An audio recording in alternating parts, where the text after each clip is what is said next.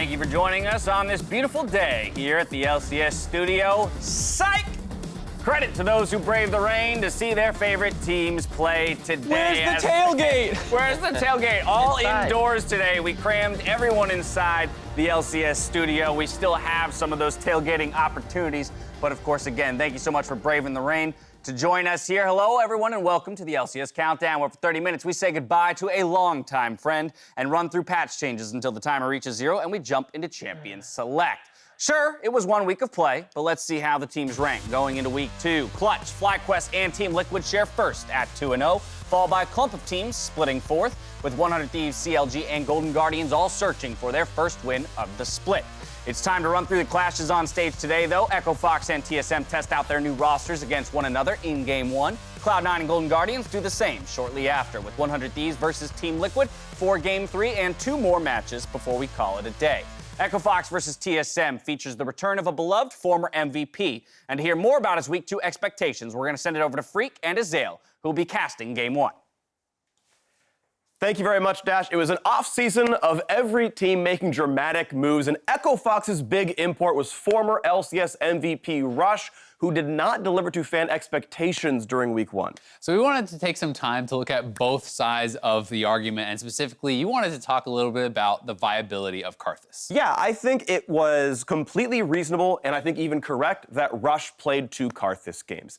I know he's known for the Lee Sin. People wanted to see Camille, the early playmaking, but I think it is correct and very strong to play Karthus. It's one of the best, if not even actually the best jungler in the game, in my opinion. And this man was doing a lot in the early game. Highest CSD at 10 across LCS junglers, highest gold difference, second highest gold difference, highest XP difference across all junglers in the LCS, highest damage share of all junglers, highest damage per minute of all junglers. He was doing, throughout the early game and the mid game and the late game, effective things in the jungle pool, and he wasn't even taxing all his teammates that much. He wasn't taking all the farm in the end game. He was not like the #1 jungler for taxing his teammates, so he was having an effect in the early game, a positive one, and a positive effect in the mid game as well. And even though he is known for the Lee Sin types, if you're effective on other types, that's the kind of thing that makes you an MVP, playing more than one style. Yeah, that is true, but without even checking the stats, I already know he's not going to be the top in jungle proximity. He's not going to be the top in kills and assists pre-10. He was not having an effect on the lane. He was allowing his teammates to play 4v5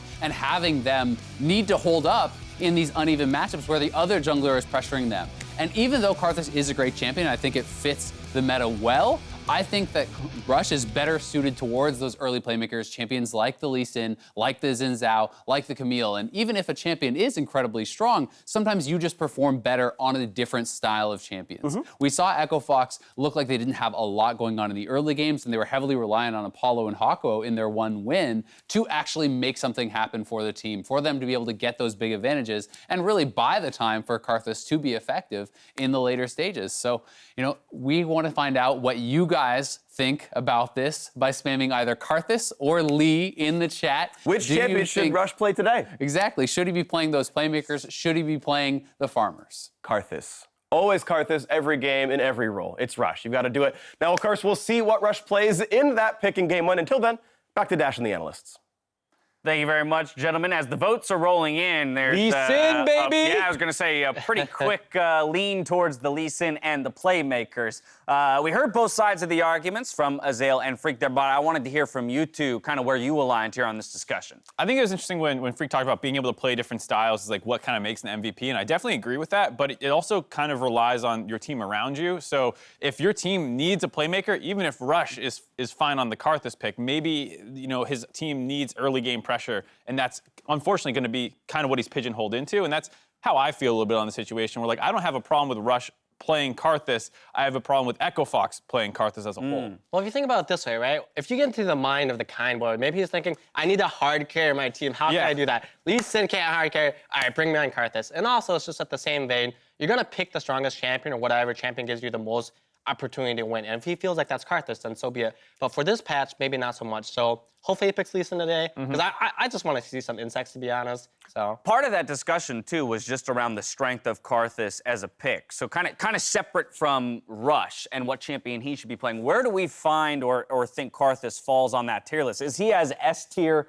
100% as Freak believes he is in your minds? I mean, even if he was in the previous patch, it's a totally different ballgame here with the jungle XP nerfs that came in. Exactly, and we'll get into some of those patch changes later on in the show. Looking ahead to Game 3, though, we have a big ticket matchup in the bot lane that's been brewing since the offseason. That's right, is Doublelift versus world champion Bang. Yeah, and even though they haven't matched off in actual competitive play so far, that didn't stop them from going at each other instantly, and I think it's a great way to see Bang acclimating to the North American climate. You know, make sure that you're shooting your shots on Twitter, getting in all the memes, so it's really good to see him kind of getting ready for that. You know, I'm putting my money on Bang. He has won more championships or anything more so than Doublelift, and I'm ready to see some fights, and my money's on him. You say you're putting your money on Bang. Is that a prediction for the result of the game, or just like in terms of performance of the 280 carries? You know, I'm gonna say that the 80 carry is a role that's heavily dependent on your team. I'm not gonna argue that 100 Thieves is a better team than Team Liquid. Right. I'm gonna argue that Bang is possibly a better 80 carry than Doublelift. As far as results go,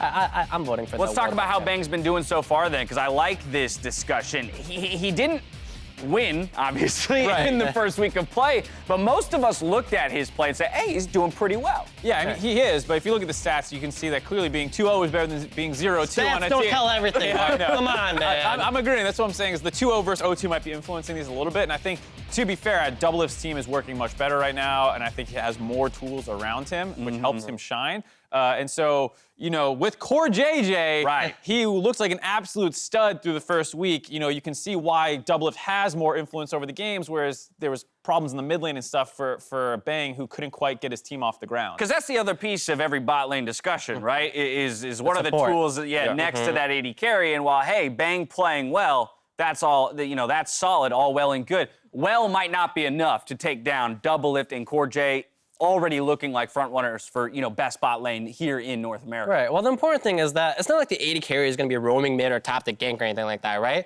So the other side of the map needs to keep the 80 carry alive long enough so that they can start going into team fights where they can, like, you know, actually start making plays and things like that. But you're watching the game and, like, I still haven't seen that many team fights from them. So it's like he doesn't have the opportunity to really do anything other than possibly crushing 2v2 lane, but they're not picking, like, the strongest champions for that anyway. So Absolutely. Either way, it's a marquee matchup, and I'll be very curious to see whether or not Bang can make a statement here in his third game in the LCS. We'll see those Titans clash later on in the day, and as we go to break, let's listen in on what the pros have to say about this matchup. let's go Bang.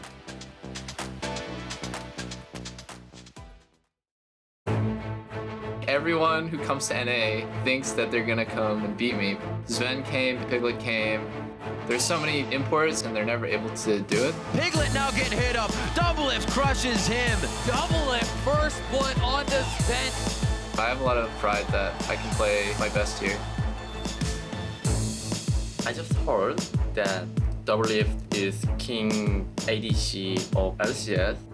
The Celsius. I'm from LCK. The champion, and it's all to the end. Everyone else is falling, they keep on calling again. Who was the best is the question they keep on asking. I am constantly smashing while I'm giving out crashing. I can't say that I've won 2 worlds, but you know what I can say is domestically I'm really, really good. So I have to prove myself since he's way more accomplished than I am. Liquid is final boss, but Doublelift is not final boss. Can you imagine just him alone? Not too special, I think. Playing against a world champion with a world champion, I feel like the difference between supports is really big. Afro is a pretty known quantity. I know what he'll do before, maybe even like he knows what he'll do. Core is a really, really creative player. I think one of the things that makes him so good is just his ability to think on the fly. He's gonna get all the help from Core JJ and Doublelift stands tall. It's Core JJ versus Afro Moose, so I think it'll be pretty easy. Let's go. No, we never want to run. Let's go. We about to get it done. Let's go. I think Bang is really, really good, obviously, and he's coming to challenge the title of Best 80, so I can't let him have it. Let's go. Let's go. Let's go. Let's go. Let's go. Let's go. Let's go. Let's go. Let's go. Let's go. Let's go. Let's go.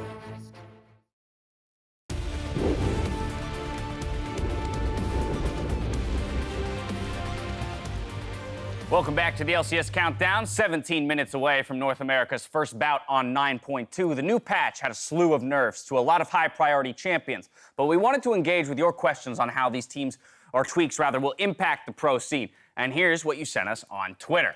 First up, Kyle Collins wondered, will we see a shakeup in the bot lane meta due to the Rakan nerfs? Perhaps less mobile ADCs like Kog'Maw or Ashe. What are your thoughts there?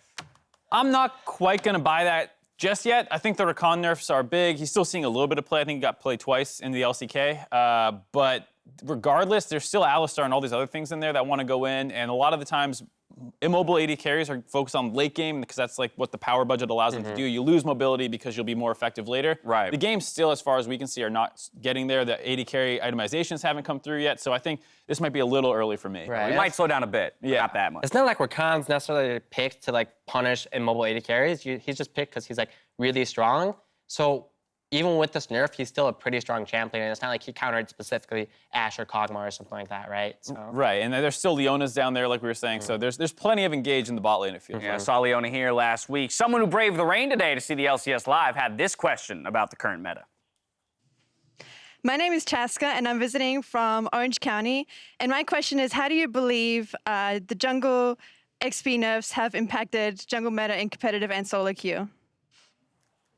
This is a great question. We've actually gotten a lot of questions specifically around the jungle XP changes, and so I'm going to let these guys dive into it because there's some interesting stuff here. Yeah, so I think the first thing that pops out to me is that the way the nerfs came in is it's a lot more focused on the scaling of jungle. So none of the XP nerfs actually impacted the first. They still get level clear. 3 at the same time, Yeah, right? you still get all that the same way. And it's when you start getting to level 6 and 11 and these kinds of things, you slow down more, which is why we were hinting at earlier, Karthus would be more negatively affected by this than some of the more early game ones anyways. So I think it's not super impactful for competitive because there already is a kind of high reliance on the more aggressive junglers than the power farmers. Right, so first off, you scale slower, and the people that are picking champions in pro play aren't necessarily picking scale champions in the first place. Possibly Karthus is a bit one, but he got hit with a couple nerfs, so we'll probably see less of him. But as far as pro play is concerned, you're not picking scaling junglers in the first place. You're picking one to snowball the early game. As far as solo queue is concerned, it definitely does impact the people that are trying to like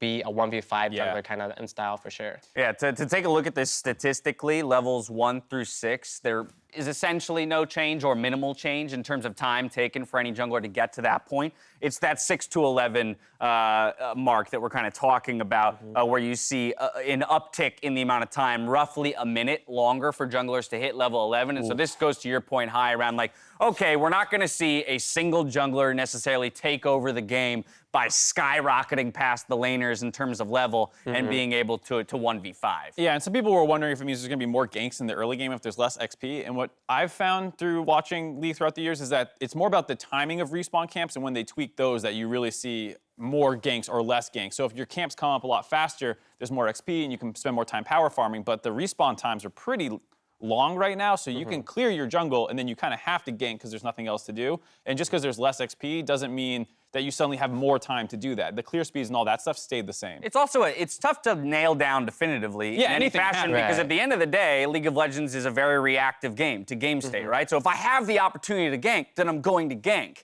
Right. And if I don't have the opportunity to gank, then I'm going to go do my chickens. And even though they give me less XP, it's still the best choice for me to make in that moment. Right, if there's a free kill to go somewhere, you go there for the free kill, right? Like if that top laner's overextended no flash, I'm coming for that gank, whether it is the patch before this one or not. Right. It just depends on what you think will be a good play. But to our earlier Rush discussion, maybe this will be enough to push him on to the Lee Sin. Finally, Wolf Q899 wants to know if AP Jarvan's support is a real thing. Yes! If you're trying to have fun, I recommend picking AP Jarvan for fun, kind of. Okay, but okay, so for fun here, but Mark, talk to me about competitive merits then of AP Jarvan, since you say yes. All right, I'll come out and say it's not OP. Don't blind pick this if we know any game type stuff. But in certain situations, your E can poke people out. Then you have engage tools. You can get some all-ins. You can abuse Airy with how the E works. And maybe if we see it, we'll do a longer segment on it. It's definitely a fringe counter pick. It is not like super meta all of a sudden. Yeah, without a doubt. I mean, the key there with the Airy thing is you can essentially proc it 3 times. You were explaining to me earlier today off of a single E. Like Mark said, if we see it played, perhaps we'll dive into a more in-depth discussion around the AP Jarvan and why it is seen. If you ever want to see us struggle to make a champion viable in pro play, make sure to tweet at LOL Esports, and we'll try our best to make that champ work. We're taking another break, and as we go, it's time to say goodbye to our beloved member of our team, as Jaff fulfills a dream by joining League's design team. For more information on his move, check out the most recent episode of The Dive. From all of us here and behind the scenes of the LCS, good luck and have fun, chat. I got it. Put that one, dude. TSM Jet. Wait, who's Jet though? Who's Jet? Hello? Yeah. I don't know who Jet is. I know Rivington. Let's start with number 1 then. I'm in it. Let's go. Josh Leisman, my in-game name's Jat, and I play jungle. How many fingers can I cross right now? I got all of my hand crossed. Can you do your pinkies? No, almost. Really? A little bit. Wow. Would you rather eat chocolate flavored or poop flavored chocolate? Oh! Chocolate flavored poop. Yeah, it's basically chocolate syrup. 100%. But if you're trying to climb in solo queue, find the best path, do the same gank every game, and you'll get good at it. And that does it for an insane day 2 of the 2013 NA LCS Summer Promotion Tournament. Jet, you look great today. We have the matter of the bet to settle here and take a spin. What? Just leave it. Who made this slide? Where'd you get that picture?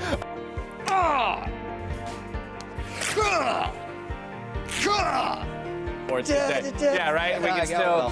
I'm Riv, and for Kobe, Freak, and the entire live broadcast crew, I'm not Riv. Tomorrow's Mother's Day, by the way. We have to note that we lost the dive euphoria bet, and we will make good on it. Take it from me. Don't miss out on this deal. We're done now. Over! Are you stupid? Anyway, I did not forget about this. Let it be said, Slow down, Jack. Flaky. You better be happy about this because you look good. I did actually win the bet, I would have to say. Thank you for joining us for This or That with Kobe and Jet. We'll get it. Thanks, Riv. I just want to say I will be starting the stream soon for people who want to see a jungler other than St. Fish's stream. I think I bring a lot of different things to the table, and hopefully it'll be a good time.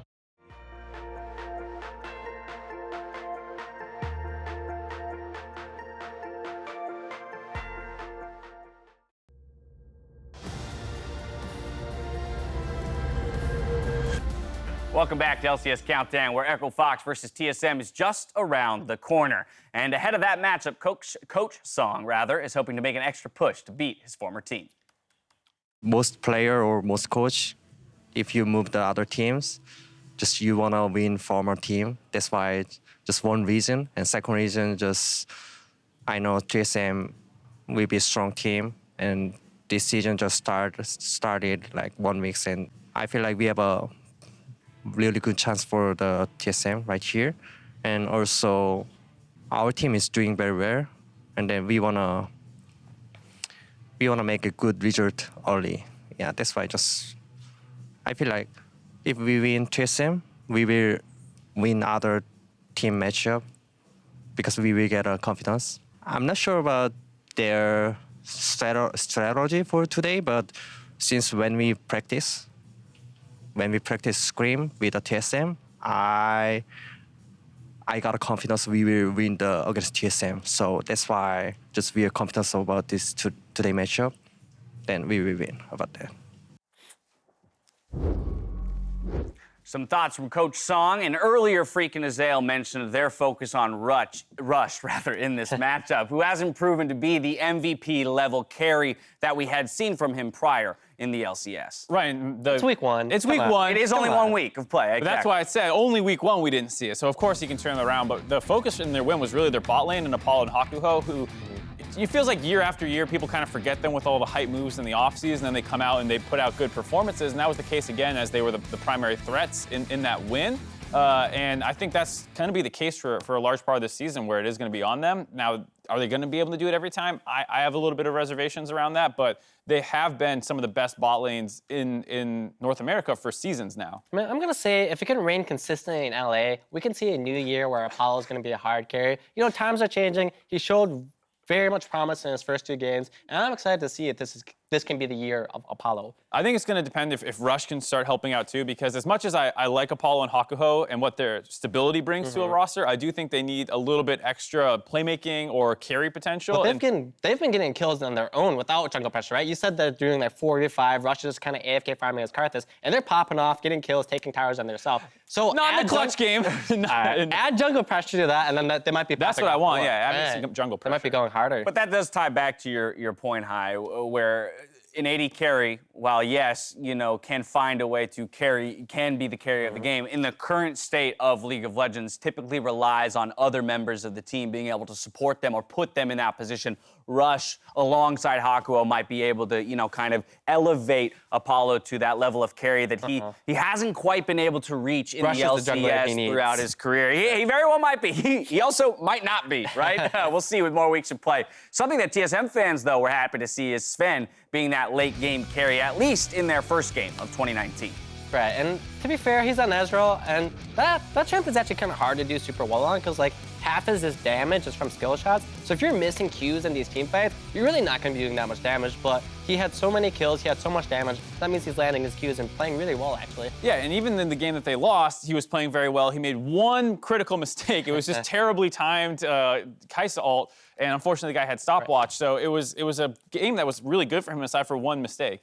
So I'm gonna say, if you're in solo queue and you're about to team fight, my word of advice is to press tab. Take a look at the items that they have, and then you'll see if they have that stopwatch. And if they do, maybe you shouldn't ultimate their entire team because they have stopwatch. How many times did that happen to you in pro play? I don't want to talk about it. Yeah, more than once. Did you do a tower dive and then they just do stopwatch? You're like, oh no, my coach told me to press tab before I went in. And All I didn't had to do was press tab. Sven was doing all that, putting up a nice performance, though, for all intents and purposes, with a new support in Smoothie as well. That's something we have to recognize, is they're going to be building their synergy throughout the new year. But TSM going 1-1 in their first week still looked pretty solid. We are only 3 minutes away from game one, so I do want to get some win conditions on the board for that first game of the day, starting with you, Hai, and TSM. What do you got? Right, so I think there's going to be a few things that TSM needs to do. First, they need to control the top side of the map. So Broken Blade, Acadia, and Bjergsen, they're probably going to pop off and take control of that game. I don't really know how bottom lane will go, but I don't think it matters too much, to be honest. And outside of that, I want them to take mid-game fights because they're good players and they're able to win these fight games early. And on top of that, they need to play a little bit fearlessly. They're all really strong players. Bjergsen's been like a 3 times MVP, multiple splits, and they are good players, and they can take these fights and win these fights. I mean, that's what Sven did. Yeah. He played fearlessly. Hey, someone had to do it. Their team was doing nothing in that He loss. almost hit tab took first that home. and then play fearlessly. Yeah. All right, Mark, what's the response for Fox? For me, it's better jungle wins, hopefully. So That's not a very... I'm just saying, That's like, not convincing. Acadian's a really active early game jungler, and so I don't want to see the Karthus with the nerfs that came in, with how it looked last week. I hope that he takes another early game jungler and then outperforms Acadian and can kind of influence this top side that Hai is assuming is going to go in TSM's favor. So I'm hoping that better jungler will influence the solo lanes. And I want the Thresh Prince Hakuho back that we saw when they upset TSM in the playoffs last spring. We need a very strong performance out of Hakuho, and I think he can do it. He's done it before. Doesn't specifically need to be on Thresh. That's what I was going to ask. Any playmaker for Hakuho, the Morgana can even work. I don't really care, but I want to see a big performance out of Hakuho. Fantastic. Finally, let's take a look at your predictions for the day. We have both Hai's, Mark's, and Kobe. He's not in the studio today, but resident sleeper. He What the still heck is sent this? in his predictions. Stats. Again, the stats bot is the only disagreement here, and it comes in the 5th game of the day with Optic over Clutch Gaming. So that's the one that I want to dive into. Why are you two so convinced around Clutch? I thought Demonte's performance was really good in week 1. I think if He's going up against Crown. I know, but that's what I'm saying is if he didn't look as good as he did, I would be concerned about Crown crushing him. But he actually looks pretty good. And I have a lot of faith in Huni up against. Is it Dokla starting or is it Alorum this time? I believe it's Dokla. Yeah. Can I get a word on that? We'll figure it out later, but against either one, I don't actually care. Huni's going to beat both of them. Okay, Man, good come point. on. Demonte just played versus Bjergsen, who is supposedly the best NA mid laner, right? Did great. And he did great. Yeah. He hard carried versus him. So now we have Crown coming in, and he still has to make a title for himself as being the best mid laner in NA. And he's got to put himself versus some NA talent first and see how I he love the performs. early weeks of the LCS. One good performance or one bad performance from a player, and we're ready to just, shoot to the moon with our analysis around them. It's time, though, to send it over to the Battle Arena for Game 1. Gentlemen, take it away.